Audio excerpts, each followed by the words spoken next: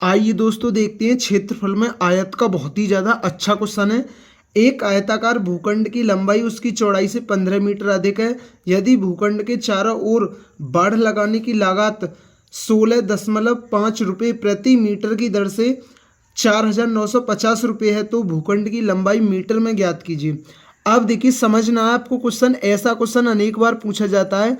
उसने क्या बोला है, एक आयताकार क्या है भूखंड है, ठीक है ना, और उसने क्या बोला है जो उसकी लंबाई है ना वो उसकी चौड़ाई से कितना अधिक है, वो उसकी लंबाई उसकी चौड़ाई से 15 मीटर क्या है अधिक है। तो मैंने मान लिया उसकी चौड़ाई कितनी है, ए है, तो इसकी जो लंबाई होगी वो कितनी होगी, ए प्लस 15 मीटर, ठीक है ना।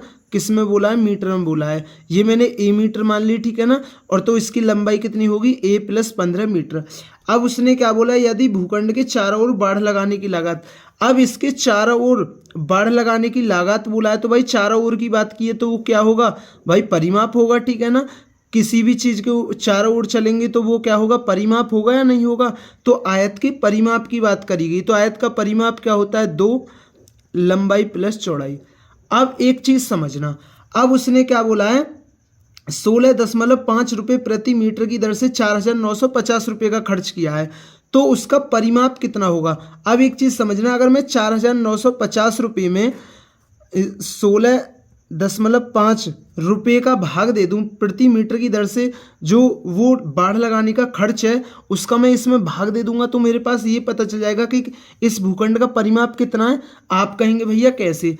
अब एक चीज़ समझिए, जैसे मैंने कहा आप 10 रुपये प्रति मीटर क्या लगा रहे हैं, आप क्या लगा रहे हैं, किसी भूखंड के चारों ओर बाढ़ लगा रहे हैं, ठीक है ना। 10 रुपये प्रति मीटर की दर से बाढ़ लगा रहे हैं, ठीक है ना, समझना।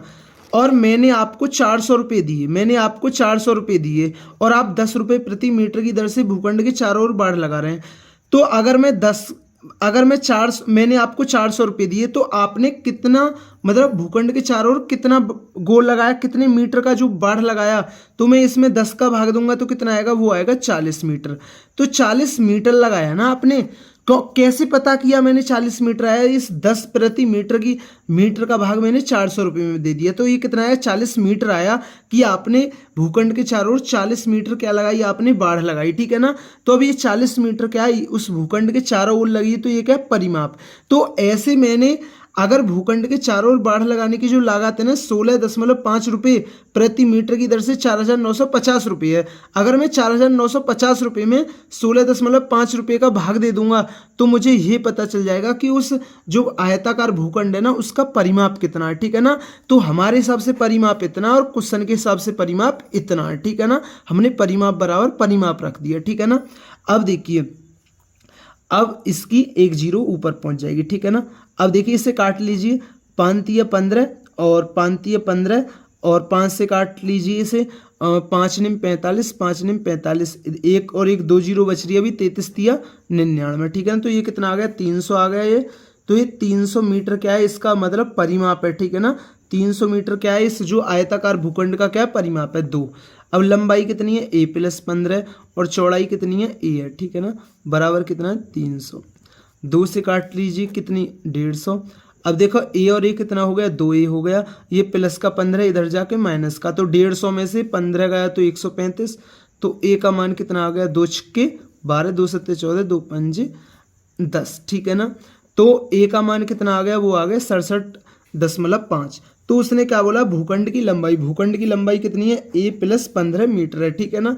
तो इसमें 15 और जुड़ जाएगा, क्या पूछा हमसे, भूखंड की लंबाई, ठीक है ना।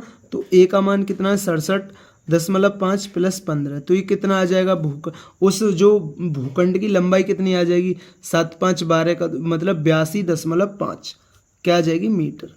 तो उसने क्या बोला, भूखंड की लंबाई कितनी है, वो 82.5 मीटर। तो दोस्तों ये क्षेत्रफल में आयत का बहुत ही ज़्यादा अच्छा क्वेश्चन था और ये आपके अच्छी तरीके से क्लियर हुआ होगा। अगर दोस्तों चैनल पर नए हैं तो चैनल को जरूर सब्सक्राइब किया करें, वीडियो पसंद आई हो तो वीडियो को जरूर लाइक किया करें। थैंक यू दोस्तों।